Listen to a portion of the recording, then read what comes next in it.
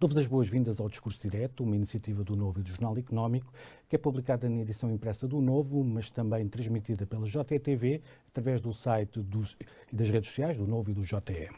Hoje temos connosco Carlos Oliveira, Presidente Executivo da Fundação José Neves, mas também empreendedor e gestor. Vamos falar sobre os resultados do estudo sobre o estado da educação, do emprego e das competências no ano passado em Portugal, mas também sobre as políticas de formação, empreendedorismo e inovação. Carlos Oliveira, bem-vindo, obrigado por ter aceitado o nosso convite. Muito obrigado, Ricardo. Foi agora publicado o relatório anual da Fundação José Neves sobre o estado da nação, da educação, emprego e competências em Portugal. O que é que podemos destacar pela positiva? O que é que evoluiu pela boa forma? Que pela positiva podemos destacar uma evolução nos níveis da população adulta com baixas qualificações, que apesar de ser o pior da Europa, tem diminuído significativamente. Nós hoje temos cerca de 40% dos portugueses adultos, portanto entre os 25 e os 64 anos, que o grau de ensino mais elevado que tem concluído é o ensino básico.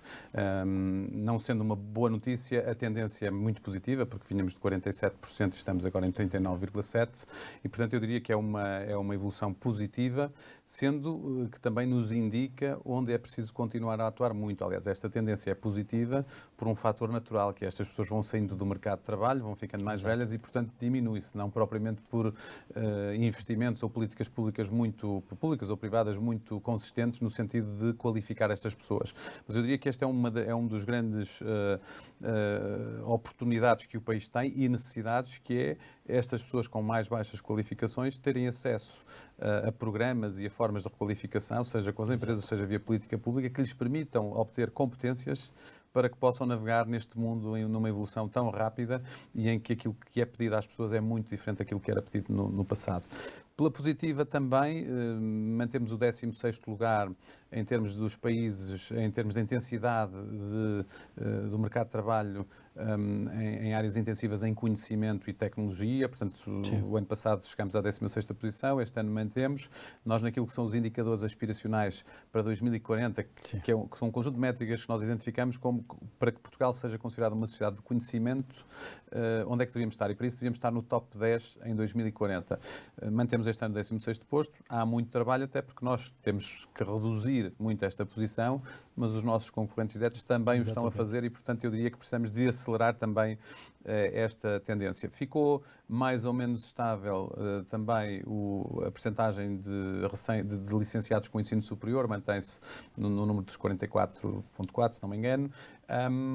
O outro indicador importante é também aquilo que diz respeito à aprendizagem ao longo da vida e, portanto, aquilo que as pessoas reportam como sendo formação que fazem durante o ano passado, e isso também teve aqui uma evolução positiva, um pouco acima dos 13%, portanto, e eu diria que estes são indicadores positivos. Nós escolhemos aqui um conjunto de indicadores que, de alguma maneira, demonstram que há várias coisas para eles evoluírem positivamente, diversas coisas têm que estar a ser bem feitas. Por exemplo, um que não está a correr bem e que é muito preocupante é, de facto, o emprego ou o nível de emprego para os jovens recém-formados, seja com o ensino secundário, seja no ensino superior. Sim. E aí temos apenas uma taxa de empregabilidade ao fim de 3 anos de 78%. Ou seja, temos 22% de jovens que estão desempregados 3 anos depois de terem terminado um destes graus. E isso é particularmente preocupante quando depois ouvimos os empregadores e as empresas dizer que não têm pessoas para contratar, mas depois temos jovens, até com qualificações, que acabam por não ingressar no mercado de trabalho no imediato, e isso é também sinal de um desfazamento entre aquilo que são as competências e a formação que os jovens adquirem versus aquilo que o mercado de trabalho procura. E em paralelo com este temos outro indicador também preocupante, que tem a ver com as sobrequalificações, isto é, o volume de jovens que estão empregados, mas que estão a fazer funções para as quais não precisavam daquele grau de ensino, continua também muito elevado. Eu diria, no longo prazo não é necessariamente algo negativo, porque as competências acumulam-se e, portanto, quem já tem estas competências e esta formação poderá acelerar depois na sua vida um pouco mais à frente, mas no imediato é um frustrar das expectativas de quem investe na sua educação, investe em mais anos no sistema de ensino e no ensino superior e, portanto, de facto, nós temos aqui um problema que eu diria, no fim do dia, resume-se à competitividade e aos salários da nossa economia, que depois que há uma descorrelação, aliás, como nós no Estado da Nação do ano passado demonstramos uma descorrelação entre o aumento das competências e das qualificações dos portugueses, há uma descorrelação com a produtividade da nossa economia. Exatamente. E isso é um problema, e por isso é que este ano também depois nos focamos muito na questão da digitalização, onde fazemos também alguma avaliação sobre o porquê da importância da digitalização da nossa economia. Essas duas questões são as que dos resultados são aquelas que o preocupam mais?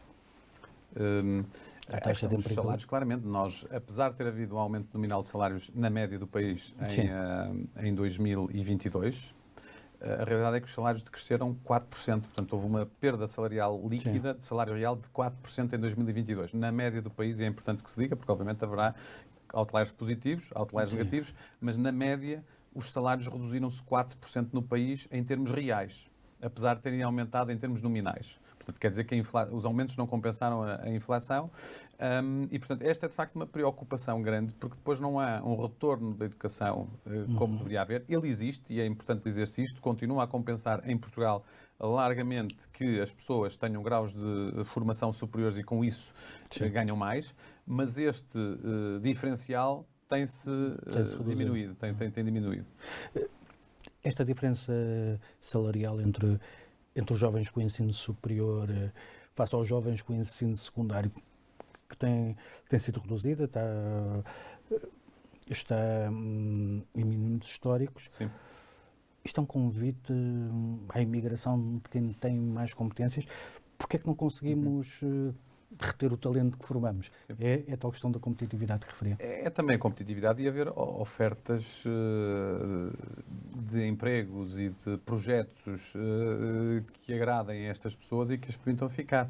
Agora, eu acho que, assim, se virmos na perspectiva do país, isto é fundamental, retermos estas pessoas qualificadas no país, sendo que eu defendo já há muito que a imigração de pessoas não é má, a imigração é uma coisa que pode ter um efeito positivo no país, se tivermos pessoas qualificadas espalhadas pelo mundo a mostrarem que o nosso país funciona, que dá boa educação, que temos pessoas inteligentes e que são capazes de estar em lugares de topo e a nível mundial. Isso é extraordinariamente positivo, como vemos em casos como a Irlanda, Israel e outros países que têm uma diáspora que ajuda depois no desenvolvimento do país. E, portanto, eu acho que não devemos colocar isso numa perspectiva tão negativa como às vezes se colocou neste país. Agora, naturalmente, quando há um excesso de imigração num país que precisa de se desenvolver, que precisa de corrigir este déficit histórico que tem a nível das qualificações, quer dizer, quando nós temos quase 40% da população adulta, que o grau de ensino mais elevado que tem é o básico, quer dizer, estas pessoas vão estar ainda, muitas delas, muitos anos no mercado de trabalho. E, portanto, nós temos que tratar delas, temos que lhes dar formação, temos que lhes dar competências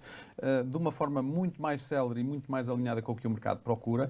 Mas também temos depois que os jovens que se licenciam ter projetos para que sejam retidos. E, obviamente, que a questão salarial é, evidentemente, uma delas, porque, quer dizer, os jovens, e nós na Fundação lançamos também com o Sr. Presidente da República o Pacto para mais e melhores empregos para os jovens e mais 50 empresas também que fazem parte e que são, digamos, a espinha dorsal deste pacto, aquilo que nós identificamos é efetivamente que é preciso dar oportunidades aos jovens. Eles são o futuro do nosso país e neste momento não conseguem ser de casa dos pais, muitos deles não conseguem ter autonomia financeira para terem a sua família, para terem a sua autonomia e isso eu diria que são todas as preocupações que deviam nortear e de uma forma com um sentido de urgência que muitas vezes não se vê. Eu diria que estamos, enquanto país, muito anestesiados em muitas áreas, nesta de educação, claramente.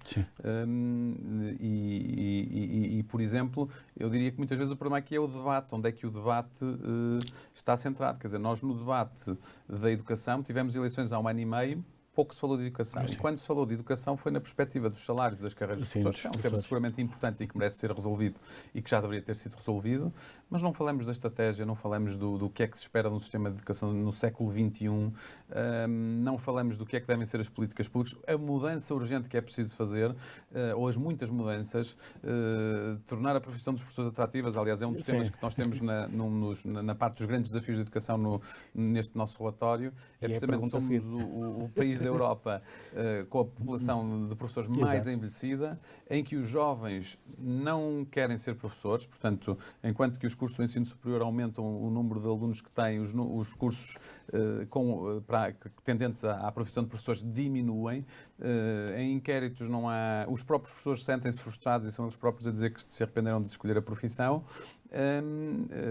Vemos, portanto, um sistema que não está... Quer dizer, nós nas empresas hoje preocupamos-nos com o work-life balance das pessoas, como é que compatibilizam a vida pessoal com a vida profissional, preocupamos-nos com a sua saúde mental e continuamos a levar os nossos filhos para uma escola onde vão ficar 5 a 7 horas fechados numa sala à frente de um professor, como se fazia já agora no século XVIII ou XIX. E, portanto, nós não estamos com um sistema de ensino capaz de responder a estas realidades. E depois, no que liga ao digital, perceber que apenas 7% dos miúdos que estão na escola usam as tecnologias digitais para o seu sistema, para a sua aprendizagem, ou seja, quer dizer que os currícula, os próprios mecanismos de ensino não tiram partido da tecnologia nem da digitalização, e depois estes jovens em casa usam muito mais, felizmente para eles, para a sua... Mas, mais uma vez, é também um caminho de desigualdade, porque depois em casa quem não tem estas capacidades, estas competências, não está a desenvolver as competências mais importantes para um futuro que é já amanhã de manhã, não é um futuro longínquo. Já agora, como é que se altera esta situação no caso dos professores? Depende só do Estado.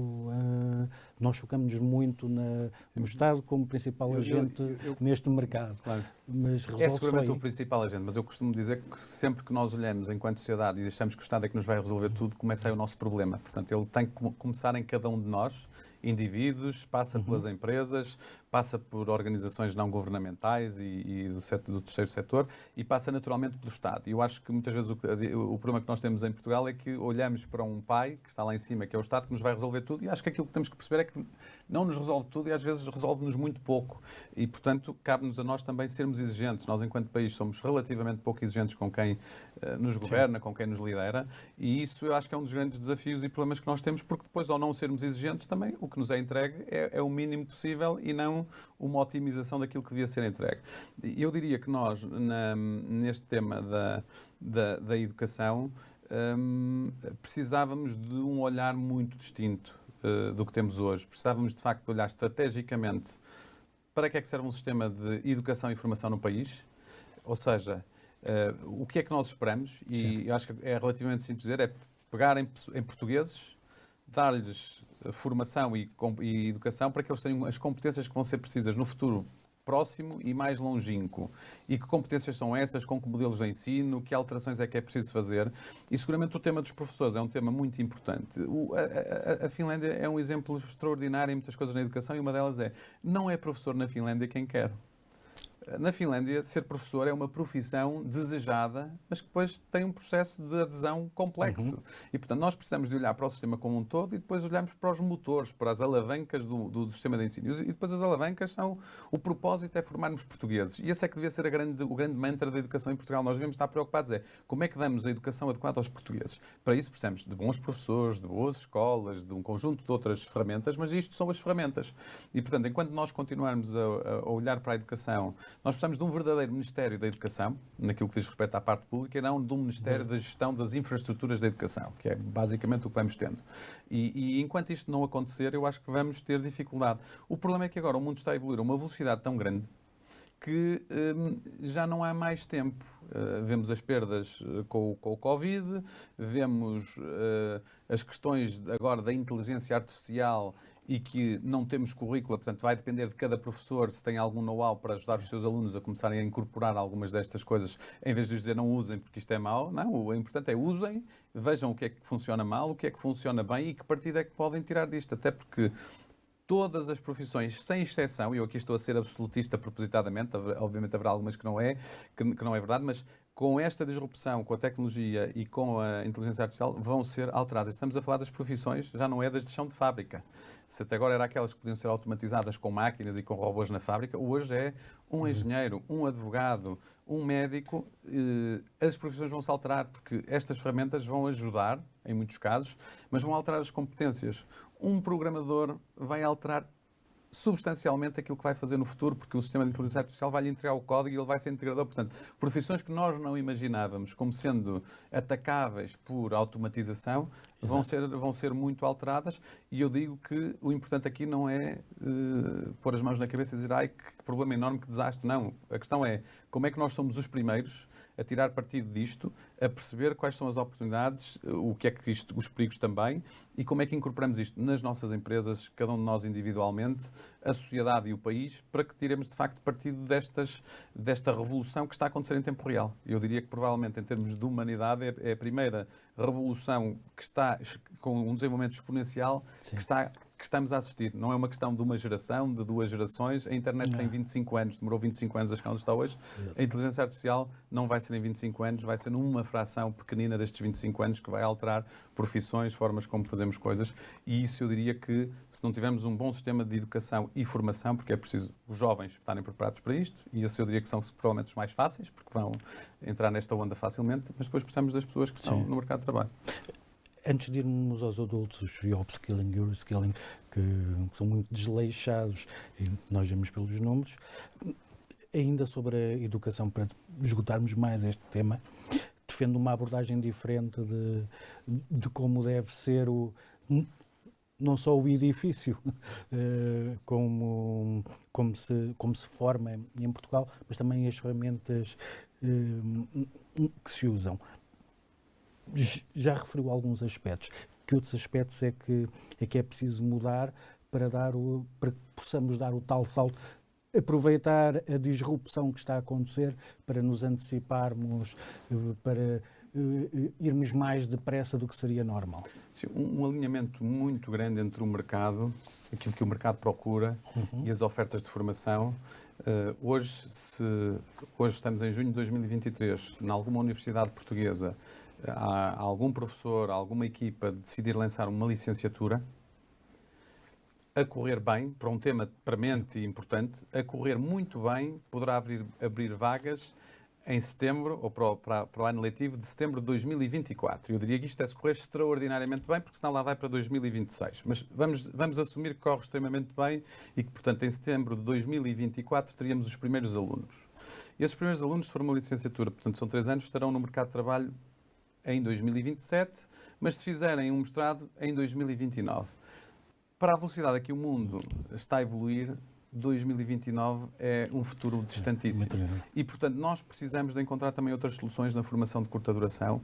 O ensino superior tem que, em maior escala, porque já está a fazer e já o faz bem em áreas como a economia, como a gestão, mas tem que o fazer para todas as outras áreas do conhecimento, incorporar e trazer pessoas que não passaram pela universidade, em pequenos programas que dão ali 2, 3, 4 competências e que demoram, se calhar, 3 a 6 meses e, portanto, que permitem um upskilling dessas pessoas ou que elas entrem também noutras áreas de atuação. E, portanto, nós precisamos muito disto. E isto, obviamente, passa pelas universidades, passa pelas próprias empresas e pela importância da formação em contexto de trabalho e uma formação que dê competências às pessoas, e é muito também aquilo que está a acontecer e que a OCDE está a monitorizar em muitos países, e percebemos que também nós, enquanto indivíduos, percebemos que a formação ao longo da vida é o novo normal, não só para as pessoas que têm mais baixas qualificações, mas para quem tem altíssimas qualificações, porque para o conhecimento está a obsolecer muito rapidamente. Como é que se explica isso à população em geral? Que esforço é preciso fazer para que isso seja compreendido? Para que as pessoas acreditem mesmo que a formação ao longo da vida é... Pois, eu acho que aí o importante é que, de facto, isto depois se repercuta na sua qualidade de vida. Seja na qualidade de vida, nos salários e na capacidade que têm de ter uma vida melhor, seja no facto de estarem a fazer coisas com as quais se revêem e que gostam e, portanto, têm melhor saúde mental, têm uma melhor perspectiva sobre a vida e, portanto, eu acho que é preciso fazer isso e nós precisamos demonstrar que, de facto, a educação neste país é um elevador social que volta a funcionar. Porque nós, com estes salários que vimos a decrescer, em particular para os jovens, podemos, e eu diria erradamente, pode, na cabeça de alguns, pôr-se em causa que a educação é o elevador social. É seguramente e continuará a ser. Agora, o país tem aqui muitas debilidades e a questão da produtividade da nossa economia é fundamental. Portanto, para que os salários possam, de facto, aumentar E vemos isso, por exemplo, no Estado da Nação, nas empresas, quando nos vemos para as empresas mais digitalizadas. Não tem que ser da área do digital, mas as empresas que têm uma maior percentagem de emprego e de competências digitais que já estão a usar hoje são aquelas que são mais produtivas, pagam melhores salários e que resistiram, por exemplo, melhor à pandemia. O que já agora mostra que também são resilientes às crises. E também demonstra que estas empresas que são mais digitais também são sendo as mais produtivas, são aquelas que depois têm mais capacidade de continuar a navegar e a crescer. E eu acho que, e obviamente para termos empresas mais digitais, precisamos ter pessoas com competências para usarem essas ferramentas, para as implementarem,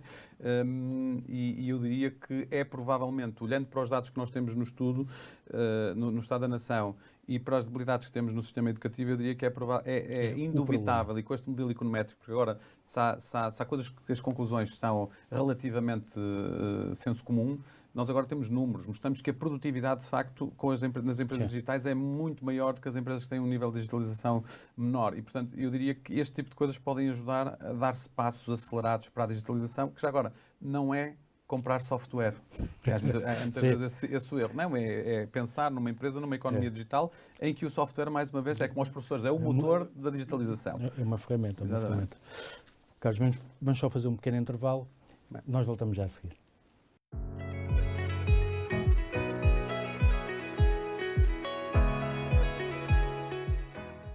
Estamos de volta com a entrevista à Carlos Oliveira.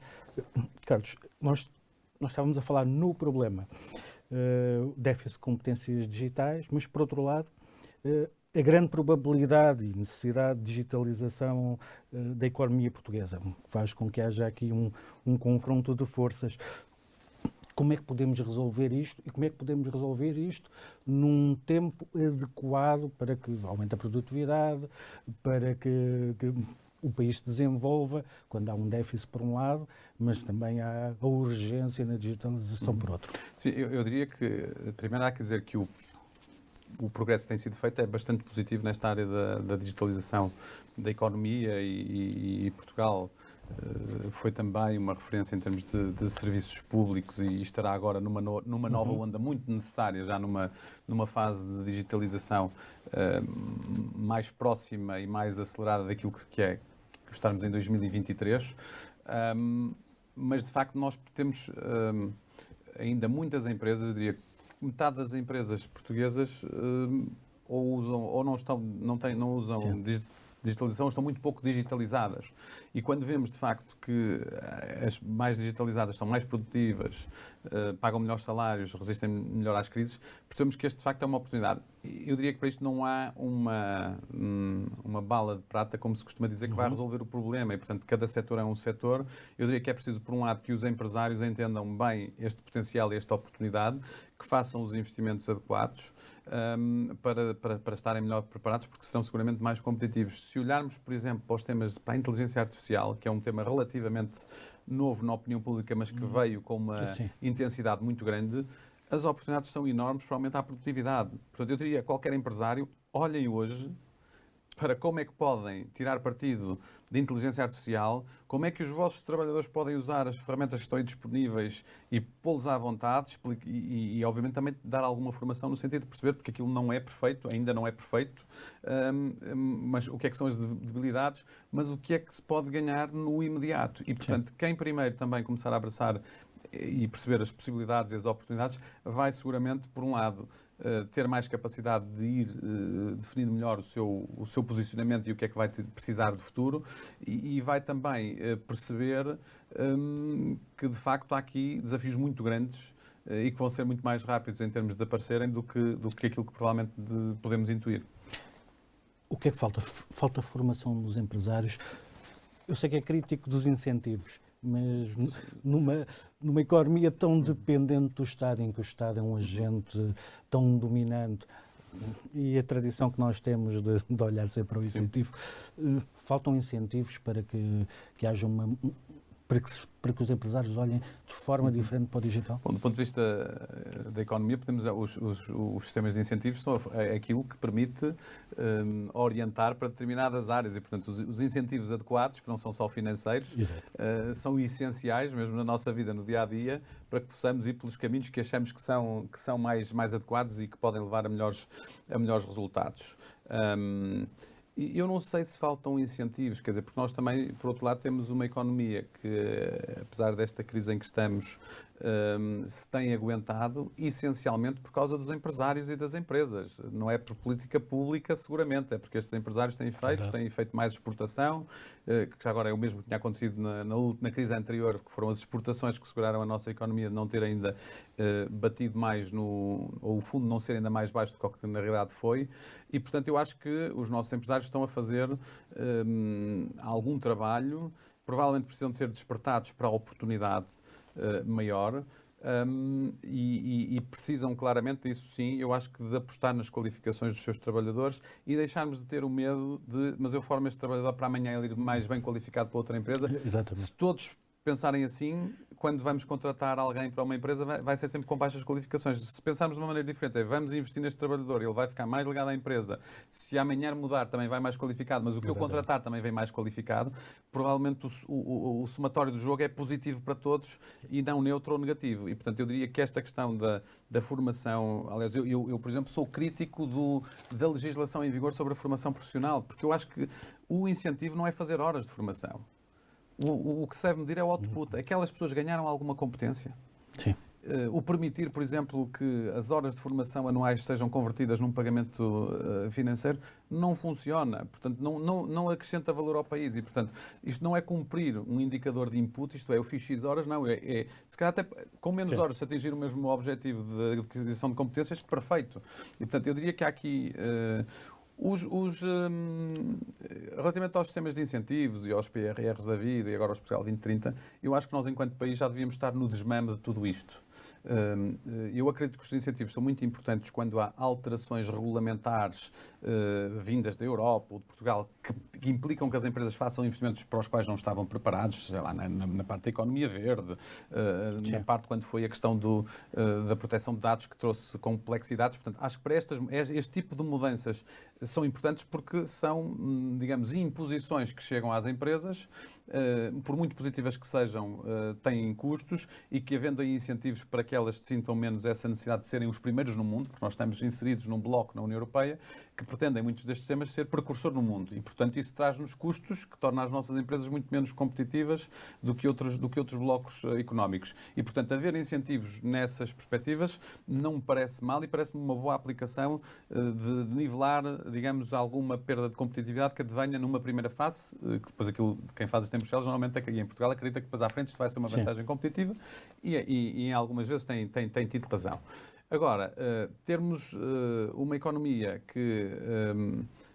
em que há setores que estão mais preocupados onde é que vão buscar um incentivo financeiro e não tanto em como é que exportam mais, como é que crescem, isso parece-me complicado no médio e longo prazo e também é um sinal, se nós continuarmos a crescer o volume de incentivos que recebemos da União Europeia, é um péssimo sinal para o país. Só quer dizer que não estamos a convergir e por isso é que temos direito a mais fundos. Portanto, esta ideia que politicamente nos é passada, quadro após quadro comunitário, de nós conseguimos, é um sucesso, temos mais fundos comunitários, eu diria que é uma imagem do nosso insucesso enquanto país e um insucesso coletivo e não estamos a convergir com a Europa e, portanto, estes fundos de convergência aumentam. No caso do PRR, eu acho que devíamos ter feito apostas muito mais fortes em algumas áreas definidas entre o setor público e o setor privado, em que fosse posto dinheiro a sério para fazer transformações fundamentais na competitividade e em áreas de falta de competitividade do país. E, portanto, acho que uma distribuição em pequeninos projetos seguramente fará efeitos aqui e ali dentro desses projetos, nessas empresas, nessas áreas. Tenho mais dúvidas que faça uma alteração estrutural naquilo que era suposto fazer um plano de recuperação e resiliência, que era alterar déficits de competitividade ou comparativos que Portugal pudesse ter. E, portanto, tenho muitas dúvidas. Que áreas é que destaca? De necessidade. Mas eu, mais do que as áreas, porque acho que esta ideia também de que alguém vai dizer quais são as áreas também não é certa. Eu acho que mais do que as áreas era dizer, nós vamos aqui se calhar apostar em 4 ou 5 coisas. Sim. E agora a sociedade diga o que é que devem ser estas 4 ou 5 coisas. Se é na energia, no hidrogênio, eu não faço ideia, mas se era no hidrogênio, não, vamos pôr 5 mil ou 6 mil milhões. E porque mesmo estes volumes, Sim.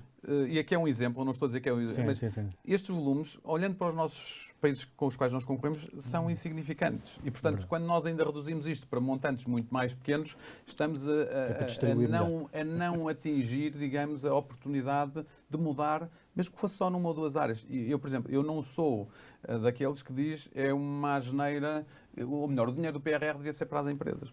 Olha, eu digo o contrário. Eu digo, olha, se 100% do dinheiro do PRR fosse aplicado no nosso Estado para a desburocratização, para a simplificação administrativa, para termos um Estado que sai da frente e que ajuda os cidadãos e as empresas, a redução de custos de contexto nessa escala seria uma extraordinária utilização reprodutiva ao longo do tempo. Tenho muitas dúvidas que muitos dos pequeninos projetos depois tenham este efeito reprodutivo, mas obviamente acho que no setor empresarial há oportunidades e há projetos. Atenção, o que eu estou a dizer é que acho que naquela ideia inicial disto vai nos ajudar a sairmos daqui mais competitivos enquanto país.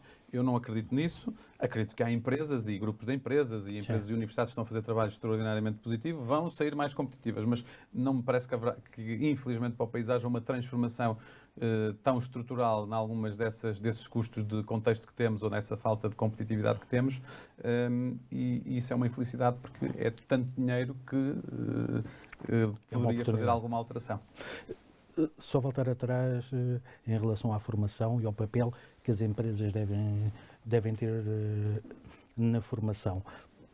O sistema como está definido e o tal desfazamento entre aquilo que faz o sistema de formação e aquilo que necessitam as empresas também não contribui.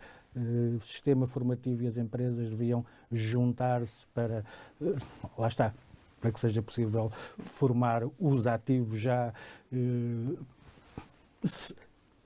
sem responder à anedota, não é? Se eu não o formar, se eu o formar, ele vai-se embora, mas e se ele fica e eu não o formo? Claro. Como é que se juntam estas duas coisas? É assim, mais uma vez eu diria que a questão, com muitas coisas na minha perspectiva no nosso país, tem a ver com a escala. Há projetos muito interessantes a serem feitos, só que são em pequena escala. Portanto, aquilo que nós precisamos é de replicar estes projetos numa grande escala. Há claramente há que repensar. Eu diria, a Inglaterra fez ali pelos anos 2000 um big reset em algumas áreas, nomeadamente na educação. Eu acho que Portugal precisaria disso, precisaria de uma oportunidade, de um acordo de regime, de decidir, vamos fazer aqui alterações profundas e estruturais, ou seja, sei que há algumas áreas que não gostam de estruturais, chamem-lhe outro nome se isso é um problema. Sim, é verdade. Mas vamos aqui pensar o que é que deve ser a educação no país, vamos pensar o que é que deve ser a saúde no país, vamos pensar o que é que deve ser a justiça e podemos tentar dizer, e vamos fazer o exercício, agora porque não nos custa, é só cérebro, discutir, e se partíssemos de uma folha em branco, como é que isto era? E depois da folha em branco versus o que temos hoje, que pontos é que podemos fazer para fazermos aqui alguns saltos mais... eu diria, quânticos é errado porque quânticos são pequeninos, mas fazermos saltos de maior dimensão do que aqueles que faremos mantendo a trajetória atual. Na formação, eu claramente, e já referi isso, e o Estado da Nação também o refere, a questão a ligação entre universidades e empresas, entre o IFP e as empresas, numa escala distinta. Eu não defendo que a educação deve só ser a pensar no amanhã de manhã, não, deve dar um layer de formação e a base que nos sirva para a vida e que depois se constrói competências em cima dela. Naquilo que é a formação mais orientada para o mercado de trabalho, seja ao longo da vida, seja no início de quem entra no mercado de trabalho, a tal formação de curta duração, orientada por necessidades. Depois o desafio também muitas vezes para o sistema de ensino, porque isto para que estas coisas funcionem é preciso sempre pelo menos 2, não é? Portanto, e às vezes mais. E portanto para as danças funcionarem é preciso que esteja tudo em sincronia. Muitas vezes estas entidades também do sistema de ensino e formação tentam identificar o que é que são as necessidades a médio e longo prazo e olham para aquilo e percebem, bem, mas aqui as empresas também não nos estão a dar uma guidance também muito convincente do ponto de vista onde é que se deve apostar na formação. E portanto eu diria que nós temos aqui um desafio de curto, médio prazo e um de longo prazo. No curto, médio prazo é como é que satisfazemos as necessidades do mercado de trabalho hoje, numa série de setores que não têm pessoas e já agora, uma das oportunidades que o país tem de aumentar a produtividade é que o emprego que se crie seja criado em setores de maior competitividade, maior produtividade, porque uma das descorrelações que há entre o aumento das competências e a falta de competitividade do país, ou o não aumento da competitividade das empresas, tem a ver com que muito emprego é criado em setores de pouca margem de progresso em produtividade. E, portanto, se forem criados aqui, vai dar origem logo a salários mais elevados, portanto, com mais produtividade, a empresas que exportam mais, que vendam mais caro lá fora, e isso pode criar este ciclo virtuoso, que é o ciclo virtuoso de mais formação, aumentar a produtividade, logo aumentam os salários. E podemos pôr neste círculo virtuoso a questão da digitalização como uma das alavancas importantes, porque também vemos aqui pelos números que a produtividade de facto aumenta os salários e tudo isto começa a funcionar. Mas eu diria que há aqui uma necessidade, eu diria muito, de executar, de fazer e de não se estar à espera que seja o Estado a dizer, ou seja, de haver também, a sociedade civil tem aqui uma responsabilidade muito grande de poder também identificar oportunidades que sejam executáveis e execuíveis, porque muitas vezes também são pedidos muito pouco concretos e às vezes pouco execuíveis, não é? Portanto, também para quem está nas rédeas do país, muitas vezes isso não ajuda, não é? Porque não tem ali umas ideias concretas de como executar. Exatamente. Carlos, é empreendedor, foi governante. O enquadramento em Portugal incentiva o empreendedorismo, é benéfico, é fácil ser empreendedor em Portugal.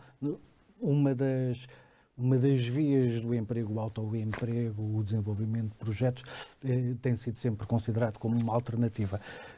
É possível em Portugal? Eu diria que em nenhum país do mundo é fácil ser empreendedor. Portanto, essa ideia de que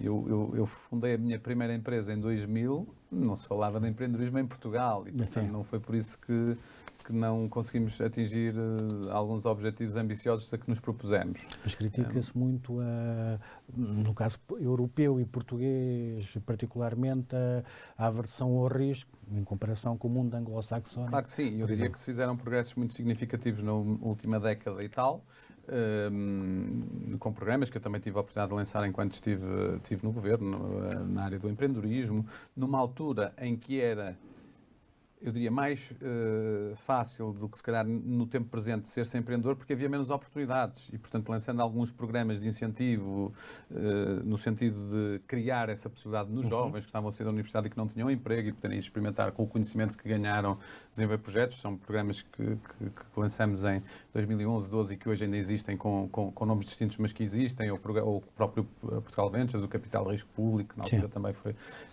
lançamos essa iniciativa entre diversas outras. Eu diria que uma coisa muito positiva é que eu diria que nesta década e pouco, nestes 12, 13 anos, houve consistência nas políticas.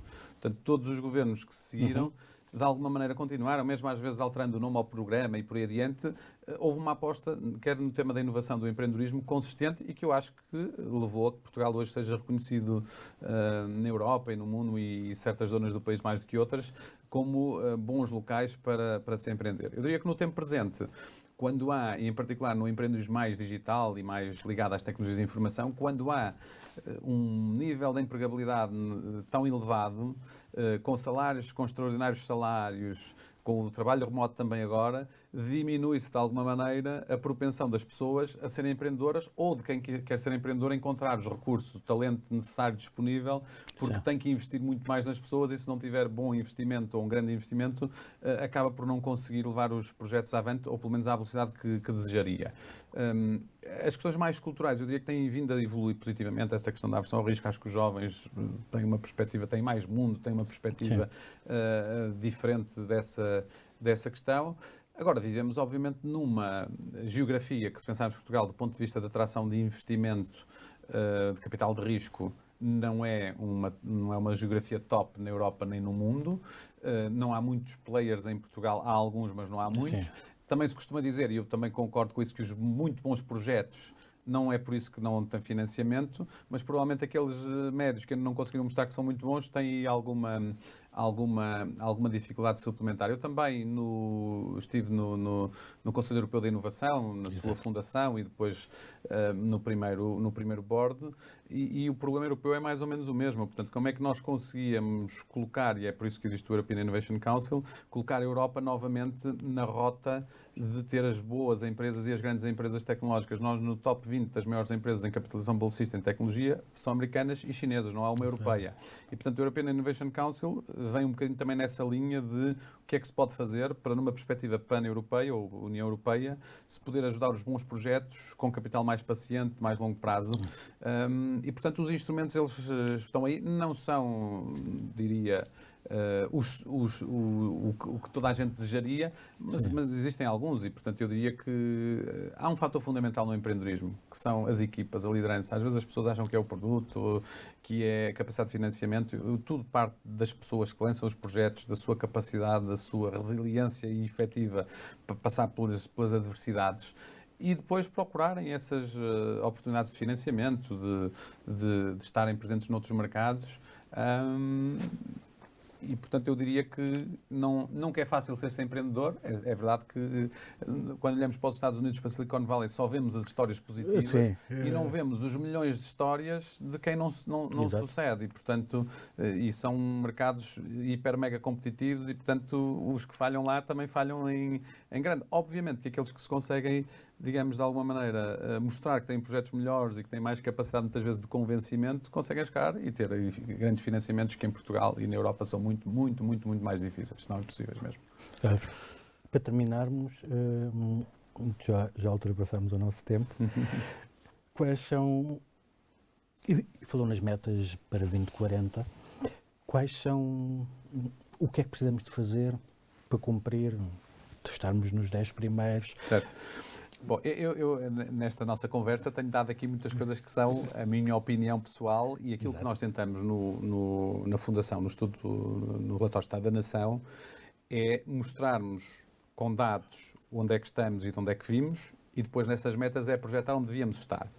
Damos algumas ideias, mas sem sermos prescritivos, porque não é esse também não achamos que esse é o papel, até porque isto é demasiado complexo para alguém saber tudo o que tem que resolver. Exato. Eu acho que o importante aqui é percebermos, e também algo muito português, que é nós, se a curva está positiva e, portanto, o progresso é positivo, ficamos logo todos contentes, independentemente disso não ser nenhum atingimento. E, portanto, nós precisamos olhar para os objetivos e perceber se estamos a atingi-los ou não.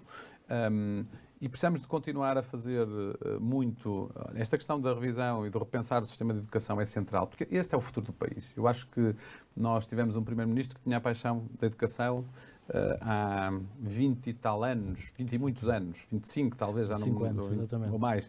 Nós precisamos outra vez de perceber que a educação tem que ser uma paixão para termos professores que querem lá estar e que são extraordinariamente bons, para termos alunos que querem aprender, para termos um sistema de ensino. Nós precisamos claramente dessa paixão. Por outro lado, eu acho que enquanto país precisamos muito de olhar também para toda a questão da administração pública e a organização. Não são as pessoas da administração pública. Essas também são o motor. É o que é que a administração pública deveria fazer, o que é que tem que fazer muito bem, extraordinariamente bem, o que é que só tem que estar como regulador e onde é que, por exemplo, não tem que estar. E aí podemos alocar depois muito mais recursos à educação, se for a tal prioridade fundamental, à justiça, que claramente é um... Quando falamos de empreendedorismo, uma das dificuldades, e porque é que nós não temos 7 unicórnios no país e só temos de facto um, que é essa a verdade. Os outros são empresas de portugueses que sucederam lá fora e muito bem, e criam cá muito emprego, portanto não tem mal nenhum, mas eu acho que nós precisamos fazer os diagnósticos certos para depois podermos aplicar as curas certas. Porque é que não há? Uma das questões fundamentais é a justiça comercial. Sim. Um investidor estrangeiro quer investir. Portanto, nós precisamos de atuar aqui numa série de áreas. E que há 25 anos no relatório Porter era o segundo, salvo erro, era o segundo estrangulamento identificado. E continuamos, e se calhar neste momento, se não for o primeiro, é o segundo mesmo. Não sei o que é, se o Porter faria um novo estudo e se daria resultados muito diferentes. Mas mais uma vez, eu acho que nós não precisamos de um Porter. Nós precisamos é de executar. Exato. E precisamos de acelerar a execução. Os diagnósticos estão todos mais do que muito feitos. Portanto, eu diria que muitas destas coisas é mesmo pegar nos contributos todos e fazer um plano de ação para estas áreas todas e não ter o tal medo, que eu acho que é uma coisa muito portuguesa, de fazer inovação também na política pública. Porque é que as coisas... só porque temos um sistema complicado em determinada área, não se podem mexer mais fundamentalmente e mais estruturalmente se isso for melhor para o país e para os portugueses no curto e no médio prazo. Só porque sempre foi assim. Carlos, agora mesmo para terminar, uma provocação. Já foi governante, vê-se voltar outra vez a esse tipo de funções? Ou é um capítulo da sua vida encerrado? É uma provocação que eu recebo com alguma regularidade. Diria que o contexto que o país vive, do ponto de vista da credibilidade da classe política, da perspectiva que os portugueses têm sobre os políticos, não aconselha seguramente a uma resposta positiva a essa pergunta. Sendo que eu vou dizer aqui, eu nunca trabalhei tanto na minha vida como quando estive no governo e, portanto, quem vai para estes cargos com vontade de trabalhar e de ajudar, de facto sai-lhe do corpo. E depois há esta questão, portanto, eu diria que a resposta não está seguramente nos meus planos, nem de curto, nem de médio, nem de longo prazo. Voltar foi uma experiência extremamente enriquecedora noutros tempos, portanto, já lá vão 10 anos. Sim. Ou um bocadinho mais. Mas diria que, dado o contexto e aquilo que assistimos todos os dias nos mídias, o que vemos nas comissões parlamentares de inquérito na Assembleia da República, não recomendará a alguém que tenha uma vida no mundo privado querer voltar para a vida pública, mesmo acreditando que poderia dar algum contributo para que se melhorassem algumas coisas. E há outras formas também de contribuir. A Fundação, por exemplo, e outras áreas são formas de se contribuir para a causa pública. Carlos Olveira, muito obrigado. Muito obrigado. Obrigado também a quem nos acompanhou. Esta entrevista pode ser lida na edição impressa do Novo. Continuará disponível tanto em onovo.pt como em jornaleconómico.pt, onde poderá também acompanhar as últimas notícias da atualidade. Até uma próxima oportunidade.